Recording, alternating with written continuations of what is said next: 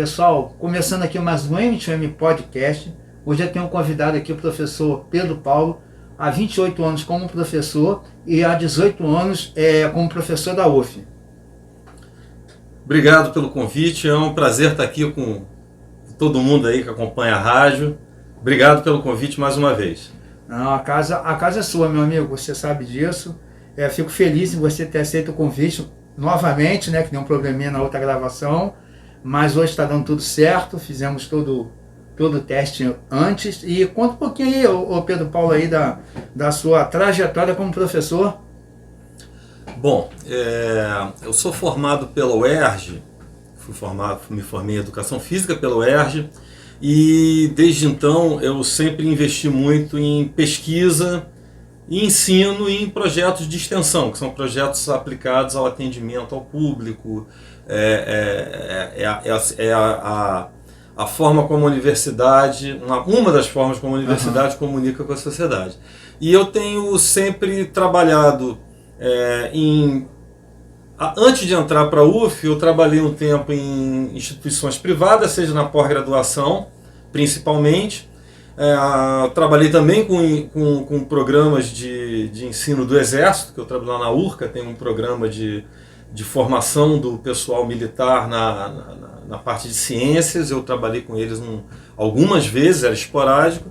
E efetivamente, depois da minha pós-graduação, porque enquanto eu estava trabalhando em algumas instituições de ensino, seja na graduação ou na pós, eu realizei minha formação em mestrado e depois doutorado. Meu mestrado foi no Rio de Janeiro, na UFRJ, no programa de Engenharia Biomédica. Posteriormente eu fui para São Paulo fazer o doutorado no Instituto do Coração, no INCOR, em modelos de hipertensão. Voltei para Niterói para trabalhar com fisiologia do exercício, com exercício físico, na UF. E aí eu fiz o concurso e estou na UF desde 2005.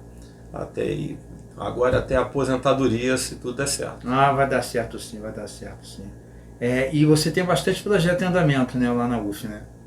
Tem alguns. Nós estudamos muito lá as respostas do organismo ao exercício físico, ao calor, ao que se chama de estresse térmico, e também a diminuição do oxigênio, a falta de oxigênio, chama hipóxia. Isso acontece muito em altitudes elevadas, em aeronaves, em avião, quando o avião não está pressurizado, acaba a pressurização, as pessoas respiram o ar que está do lado de fora do avião, que muitas vezes está numa altitude muito elevada, e isso tem impacto no organismo. Assim como nas doenças, por exemplo, na Covid, agora há pouco tempo não, infelizmente nós ainda estamos na Covid. Tem uma manifestação da Covid que se chama hipóxia silenciosa. O indivíduo fica com pouco oxigênio sendo transportado no sangue e não percebe. E isso é uma coisa muito grave e ninguém explicou ainda esse mecanismo de funcionamento. Como é que funciona isso? Normalmente, quando a gente está em altitude, nós temos uma sensação de falta de ar, né? Mas no caso da Covid, a doença é tão traiçoeira que a gente ainda não conseguiu explicar. E nós estamos investigando isso também. E estudamos envelhecimento, diversas populações, e estamos agora abrindo projetos com estudo de Parkinson, da doença de Parkinson, e tudo sempre voltado para o controle da respiração e do sistema cardiovascular, e envolvendo o exercício físico nisso tudo. Então, são várias linhas que se entrelaçam, né? Entendi.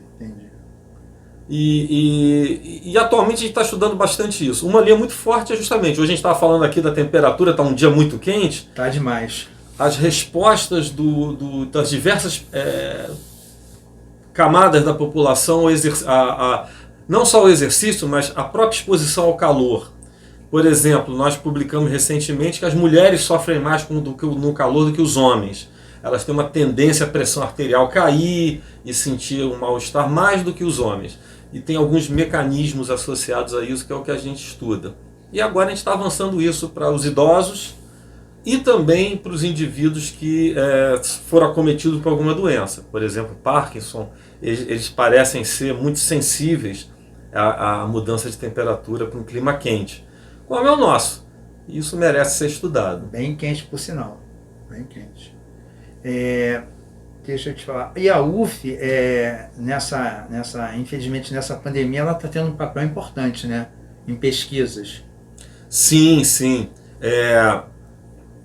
A UF conseguiu construir com a Prefeitura de Niterói uma parceria muito importante, porque o grupo de trabalho, uma equipe técnica que trabalha em conjunto entre UF e Prefeitura, conseguiram estabelecer protocolos de segurança sanitária, conseguiram avançar no sentido do atendimento dos doentes, e isso ajudou muito a orientar as ações da Prefeitura.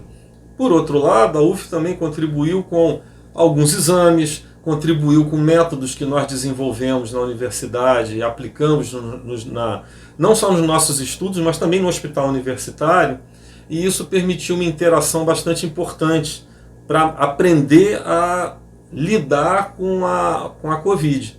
Então, inclusive para determinar como a própria universidade iria funcionar ou não.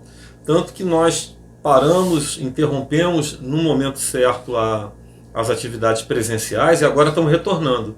Enquanto isso, nós estabelecemos diversos meios de atender os alunos, atender a população, continuar com os nossos cursos de graduação e de pós-graduação, as atividades de ensino e extensão, de pesquisa na medida do possível, mas tudo num protocolo muito restrito. Eu acho que, não só do lado da UF, mas pelo lado da Prefeitura, que também tomou as atitudes corretas nos momentos certos, o impacto da pandemia em Niterói obviamente foi grave. Não teve como não ter impacto, mas foi bem menos do que seria se não tivesse... Em outros lugares. Tanto que o número de óbitos, pessoas que ainda tiveram sequelas graves ou foram hospitalizados, é alto. Eu sou solidário a todo mundo que sofreu e ainda sofre com a doença, mas eu acho que nós tivemos uma condição ainda menos ruim do que outras cidades próximas aqui de Niterói, pelo Rio de Janeiro, e pelo país afora. Inclusive, tivemos até a parceria da UF com a Prefeitura para usar o campus da UF do Gragoatá para vacinação. E eu acho que o conjunto todo das ações fez a diferença. Fez a diferença. A gente tem uma cobertura vacinal boa. Eu estava olhando, acho que foi hoje de manhã, no mapa da Covid, né? O risco mais baixo está na nossa região. Graças a Deus. Está na nossa região aqui. Você vê no mapa do Brasil uma mancha verde que corresponde a Niterói, Maricá. Esse pedaço aqui do Rio de Janeiro, ele está muito mais favorável a uma condição de convívio e de restrições sanitárias do que outros lugares. E aí eu acho que a ciência, eu diria pelo lado da UF, e a Prefeitura entendeu que precisa ter essa parceria com o conhecimento científico para tomar as decisões. E eu acho que isso realmente contribuiu para nós termos um impacto menos negativo aqui. Né? Muita coisa mesmo. Eu não tomei a terceira ainda, porque eu fui lá, não tinha a Pfizer. Pega pra aí, Pedro, por favor, que eu esqueci de trazer pra cá. Essa aqui? Essa aí. Canequinha da M2M. Obrigado, meu amigo. Eu não tomei ainda porque não tinha da Pfizer, né? Eu não tomei ainda, porque eu tomei as duas da AstraZeneca, eu só posso tomar a terceira da Pfizer. Eu tomei as duas Coronavac e a terceira foi a Pfizer. Ela tem que tomar a Pfizer. Aí eu sempre procurei fazer isso tudo no momento que eu tive a Você não pegou Covid? Não. Que eu saiba. Eu peguei, assim, senti dores nas pernas, né, e atrás dos olhos, mas eu não gosto muito de ficar tomando muito remédio, né, eu fiquei sendo monitorado pela empresa, né, que tem o setor lá de saúde ocupacional, ficou monitorando. Eu tomei 2 remédios só para parar um pouco a dor de cabeça. Quando você teve a Covid, você já tinha tomado pelo menos uma das doses da vacina? Tomei as 2. Então, isso faz uma diferença. E as pessoas acham que não. Tem amigos meus que não tomaram vacina nenhuma. Hoje em dia, todos os dados que nós temos, não só em Niterói, mas no Brasil, é que 80%, quase 90% dos casos graves da doença, de internações, são justamente daqueles que não têm cobertura vacinal. Ou não é não. completa, ou tem gente que não tomou nenhuma. E justamente são os casos mais graves.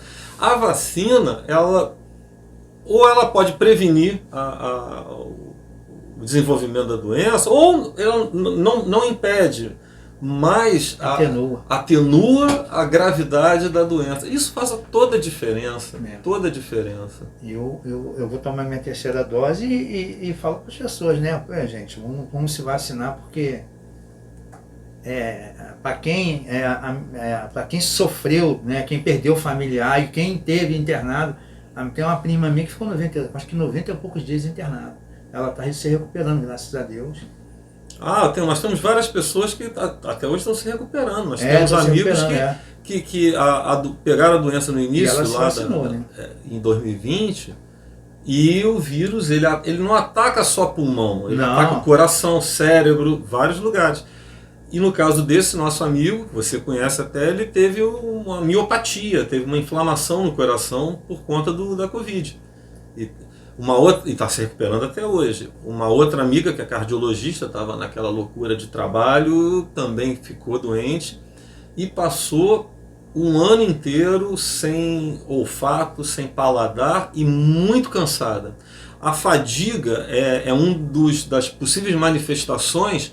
E é uma coisa legal, Elmo, eu queria até aproveitar aqui, se você permitir, fazer essa propaganda aqui. Faça. Que é importante que as pessoas estejam observando o que acontece no pós-Covid. O que acontece depois da Covid. Porque a gente sempre tem aquela expectativa, né? Eu tive Covid, a minha foi leve, eu tive febre, tive dor de cabeça, dor nos olhos e tal. Passou. Outros já tiveram, tive até internado, precisei de oxigênio. Mas também estou curado, recebi alta. A Covid, ela pode produzir o que se chama de Covid longo. A pessoa recebe alta e continua com uma sensação de cansaço, muito desanimado, chama fadiga crônica. Não consegue mais fazer as mesmas coisas do dia a dia, exercício, atividade física ou trabalho mesmo. Pode ter dor de cabeça, pode ter perda de olfato, paladar, alteração. Às vezes não perde, mas altera. E pode ter pequenas manifestações também no sistema cardiovascular, também nos pulmões, e que não percebem isso ou acreditam que é uma coisa que não é necessariamente ligada à Covid, mas muitas vezes pode ser ligada à Covid, que a gente chama de Covid longo. Nós estamos na UF com alguns projetos sobre o estudo da Covid longo. Nós recebemos até agora um financiamento para estudar isso. Então nós temos pacientes que são do Antônio Pedro, mas nós também estamos fazendo uma mobilização, uma divulgação para os nossos projetos que procuram encontrar pessoas que tiveram Covid e que gostariam de participar do protocolo de estudo, às vezes sem sentir nada, ou achando que não tem nada, e algumas que ainda podem ter alguma coisinha residual e não estão percebendo isso. E isso seria muito importante estudar, porque a gente pode ter efeitos de longo prazo associados à Covid, e isso não se conhece. E não se conhece e ninguém conhece ainda agora, tanto na UF, a Prefeitura também tem interesse em estudar isso, através da Secretaria de Saúde, que é o acompanhamento dessas pessoas nesse período pós-Covid. Isso aí o mundo inteiro está estudando. Depois eu mando para a galera aí algumas reportagens que têm aparecido nos jornais e nos canais das mídias. Eu boto no nosso WhatsApp da M2M, que é para as pessoas perceberem que algum cuidado a gente sempre deve ter na nossa vida, né? Mas para quem teve Covid, até para quem acha como eu, né? Eu fiz um exame para ver se eu tive contato com o vírus, se eu tive uma resposta imune. Não tive. E não avaliei de novo. Também não tive mais sintomas e estou vacinado. Mas é sempre bom a gente acompanhar e ter um acompanhamento médico. E para quem que teve Covid, tem algum desses sintomas, e eu vou mandar para vocês um link com uma divulgação legal sobre isso. as pessoas podem procurar os nossos projetos para que nós estamos investigando isso. Isso é bastante importante. Mas tem gente sendo acompanhado com isso, né? Quem teve Covid, acho que tem um estudo, que estão estudando algumas pessoas que se propuseram a ser acompanhadas, estão sendo acompanhados ali um certo período, né? Acho que anos, né? Para ver se está realmente relacionado aos futuros problemas de saúde relacionados ao Covid. Tem vários projetos desse em andamento. A nossa proposta é justamente